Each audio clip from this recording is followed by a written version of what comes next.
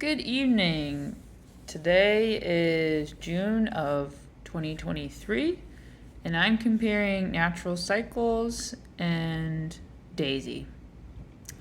I've been using Daysy since October, and so at that time I had heard about the Daysy from whatever movies that came up on my YouTube related to fertility awareness, because my relationship with my boyfriend was getting more serious, and I was like, what do we want to plan to do for birth control when the time comes? And he's like, oh, I'll use condoms for you, hun. And of all my friends who are married and my sisters, I've only known two couples that successfully were able to manage their child spacing with condoms.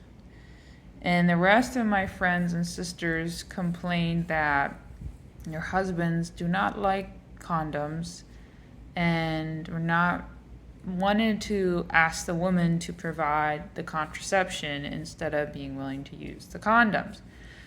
So I'm not sure what to expect, but I was like, well, hon, I mean, that's very generous of you. My understanding is that men don't like condoms. So I wanted to try and think of a different hormonal-free way that we could space the children out and hopefully not have kids for the first year of our marriage.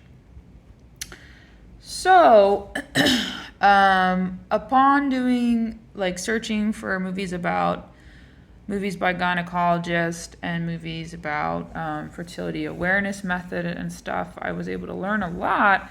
But whatever girl was talking about it was talking about her Daysy, and nobody ever said nothing about natural cycles until then later it started coming up as ads. And so the main thing that, is its claim to fame is that it has gotten FDA approval as birth control, right? So if you're familiar with both of them, you know that basically you check your temperature every morning to know what your basal body temperature is, like the temperature your body is when you're asleep and you're not moving.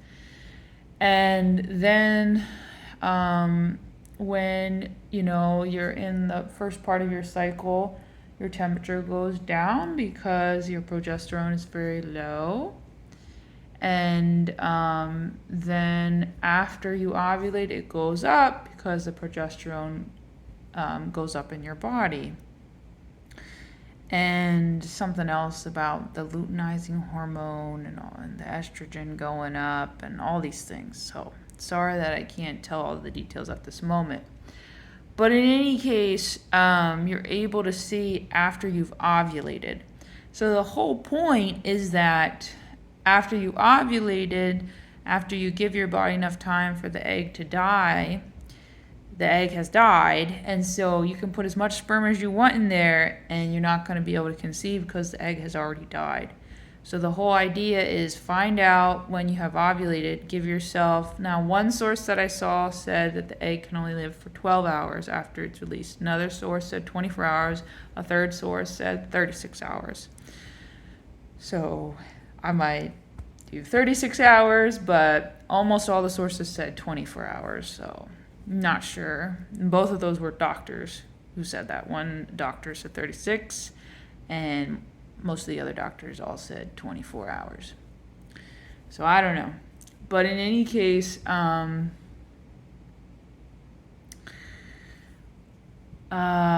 of course, after the ovulation has occurred and a couple, whatever, day or days has passed, then you know that the egg has died, and so you can have condom-free sex until you're back into your fertility window, depending on your cycle length, whether that's in the middle of your period or after your period, that you'd be fertile again, depending on when you tend to ovulate, right? So, of course, you should do your own research and be very knowledgeable yourself, right? But that's just a basic summary of the education I have received so far. And today I just wanted to kind of go over some very basic facts that are the differences between the natural cycles and the Daysy. So, like I said, I bought the Daysy because I didn't know that natural cycles existed. And then after I saw that natural cycles existed, I was like questioning, like, do I have the better option, or is natural cycles a better option? So let's look at price, right? So here we have the Daysy, and here we have the natural cycles. The Daysy costed about $327 or so, but you charge it every 1 to 2 months depending on how often you use it. You just hook up your little charger here to your charging device. And so it's good for 500 charging cycles, which if you charge it generously every month, then how many years is that going to be? Well, 500 divided by 12 months in a year would be about 41 years. So in other words, the Daysy would be good to serve you the rest of your fertile years. And that was $327, a one-time fee, right? As long as you don't have to pay for any repairs, as long as you don't break it, as long as you don't have to repair it, nothing goes wrong with it, right? Whereas your little natural cycles there, you pay the subscription fee annually, right? And that's $100. And then because of the specialty that I got, the actual thermometer itself was free. In the little instruction manual, it says that you're probably going to have to replace the battery at 6 months. So you're going to have to go to the store with your little manual and find the name of the battery that it says in here to pick the right battery out. And I don't know how much those batteries cost, so that's like a hidden fee. Hidden cost. So if you look at the product, when the Daysy comes, it comes in this cute little box. And then it has this cute little protective thing. It has a quick guide, and then underneath it has the full guide. The full guide, when you buy this product in the US, comes with instructions printed in English, German, French, Italian, and Spanish. When you buy natural cycles in the United States, it only comes with English instructions, even though a huge portion of the United States population speaks Spanish only. So I don't know why they do that. Apparently, both of them are made by developers in either Sweden or Norway or something like that.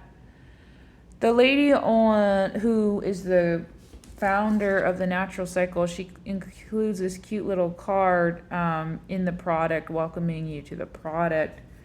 Her name is Linda Berglund, I guess. And she had a little talk on TED Talks where she talked about why she developed it and things they learned and her hopes for the product going forward. She seemed like a very wonderful lady. Very, very smart and very hardworking. And, but I think both of the companies are like Swedish or Norwegian or something like that. And then it's kind of interesting in these times we're living in. It says right on the box that this came in. The box that it came in, I cannot use it, like you had to tear it open to get it open, so I can't use it to help me store it, like this box was super nice and I can use it to help me store my Daysy, but the box that the Natural Cycles came in, you had to tear it open, so I can't use it. Even though the box was super cute and it had all this stuff on it, can't use it in the future. But it said on there like designed with love in Sweden, made in China. I was like, oh, well, in Sweden, they're designing it with love, but they're not making it with love in China? Like, any case, so they're both maybe coming from that area of the world. They're being designed in those areas of the world. Which actually, my understanding is Sweden is becoming a very diverse country because a lot of immigrants are going there. I remember hearing from some people from Somalia who were immigrants that moved to Sweden. There was a big Somalis immigrant population there who fled there to get out of the terrible situations they were in Somalia. So it's not just white people with bright blonde hair that live in Norway and Sweden. So they probably have, I'm not sure, like they each talk about the different studies that they did to produce their product, how many women were in each study. I don't remember those numbers off the top of my head, but it was comparable. They both seem to have a good algorithm that seems to be accurate, right? I mean, I didn't compare the data, but just upon hearing the basics, it sounded pretty good for both of them, right? So when you open up the Daysy app, you're charting your temperatures, and there's really only 4 other things you can chart. One is your temperature or your period status. Another is your mucus, your cervical mucus status. Another is sexual intercourse, because both of these products, remember, you can use them to then help you know if you're becoming pregnant, if that's what you want to switch to. So if you've had sexual intercourse, to help track, like, oh yeah, like maybe I'm pregnant now because this is how my temperature is now. I don't know. They talk about that too. And then the 4th thing you can chart in Daysy is going to be a notes section. But in natural cycles, there's a lot more other things you can chart, like breast tenderness, cramps, backache, ovulation pain, headache. You can talk about your skin. Are you having acne breakout? You can talk about your mood. You can talk about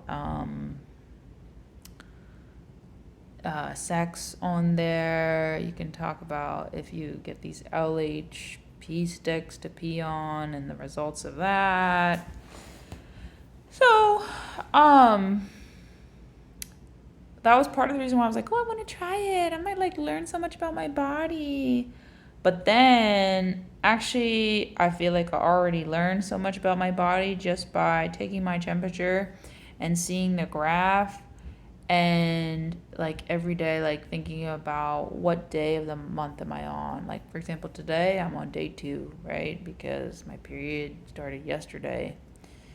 But that continues. Like a lot of times, like I'll remember, because like I check it and then I sync it to the app, and then I'll look at the app and it says on their day 21 or day whatever, based upon me telling it when my menstruation was. And so I'll kind of like know in my head, like the one day me and my boyfriend were being a little bit more intimate than our norm. And I was like, honey, like that makes me nervous. Like I am on day 13. I am the most fertile I'm ever gonna be. Like I am nervous. Please don't do that, because it just is empowering for you to be like, I am fertile. Like you need to leave. You can't do that. Like that makes me nervous. So it's kind of nice in that way. Or like me and my boyfriend are trying to practice the Christian sexual ethic. It's very difficult at times, right? But we're trying to practice abstinence, right? But it's like nice to be like, oh, like when it's finally our time to be together and to get married, like when like I'm not fertile, it's like time to get it on. Like it's like, oh, like I am on day 20. 0 chance of pregnancy, man. So, because I always ovulate around day 14 or 13. By any case, I'm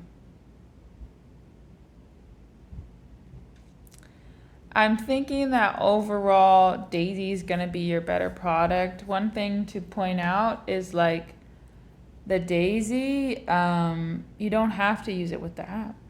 You could just punch in your, it shows you how when you get the instruction manual. You punch in your period, and then it will give you the red, yellow, or green light. Easy, right? Whereas the natural cycles does not have that function at all, right? But something interesting about the natural cycles that the Daysy does not have. Sorry, I'm trying to take this out for you. Okay. You could use this any time of the day you wanted. If you're worried you had a fever and you wanted to check it, you could use your natural cycles thermometer to do that. But you can't use a Daysy app for anything other than you checking your personal basal body temperature first thing in the morning, only if you're not sick. Whereas natural cycles, it says you can use it for adults and children over age 5. So you could use it for other purposes. The natural cycles, it has the nice little holes at the bottom, so when you can store it, like let's say you're traveling, right? What's going to happen to you practically when you're traveling, right? You're going to take your thermometer and set it next to where you're sleeping when you're traveling. You're going to check your temperature, and then to prevent it from getting damaged, because you're not at home, you don't have a nice environment where you have a bedside, right? You're going to put it in its protective case, and you're going to put it in your bag, and you're going to go about your business, right? So this is really nice because it has the hole, so I feel like it's less gross. Whereas this, when you're traveling, you're going to take it out of its protective case, which has no holes. You see that? And you're going to take your temperature, and then upon taking it out, you don't want to break it, right? And you're in an environment where you don't have protective stuff, right? Because you're traveling. So you're going to have to put back its protective case. I don't want to put it back on because I haven't cleaned this yet. But then there's no airflow. So I feel like the bacteria is going to build up. So whenever I get back from a trip, I always like have to, for my germophobia, I have to put this in like a little bit of bleach water and let it sit for like a day just to make me feel like I decolonized it. But I feel like this is less germy.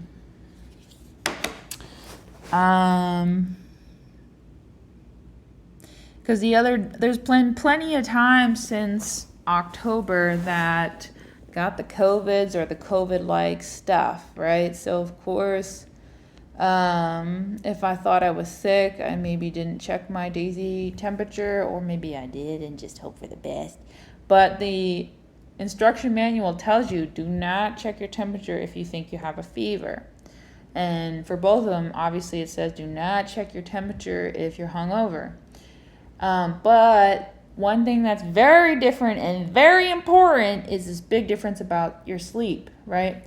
So for the natural cycles, it says something that I don't know what to do with, because it says if you slept differently, i.e. you slept 2 hours less than normal or 2 hours more than normal, then you need to mark it in the app that we should exclude the temperature reading. And that's a big problem for me, right? Because on my days that I work, I usually sleep 5 to 6 hours. But the days that I'm off, I might sleep 7, 8, 9 hours. And I might wake up at 7 hours and be like, oh, I don't have to get up. And then I sleep for 2 more hours. And so usually if I wake up, first time I wake up, I just check the Daysy, right? Because that's the most accurate. The Daysy is made for night shift workers. It's made for moms that wake up in the middle of the night. It's made for people who have insomnia. And all you need is 3 hours of sleep, and then you can check a Daysy measurement.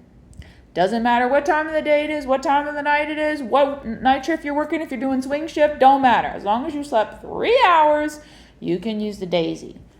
That is not what this algorithm is saying. So I don't know what to do with this algorithm. Probably have to read more of the articles. This app is like inundating me with articles and trying to get me to spend time on the app. Whereas this, I just read the instruction manual and qualified to use it, right? This is not a big old instruction manual telling you all the ins and outs of your temperature readings and how to take your temperature. And it's basically expecting you to go on the app and read all the articles in the app. Whereas this, you just read the whole entire thing, and then you know how to check your temperatures and when to not check your temperatures. So that's a big difference, right?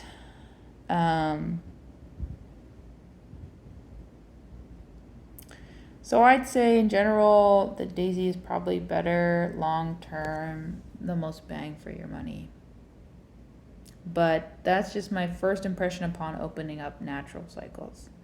So I'll probably play with natural cycles for a while and try it out and see. But I think I like Daysy better.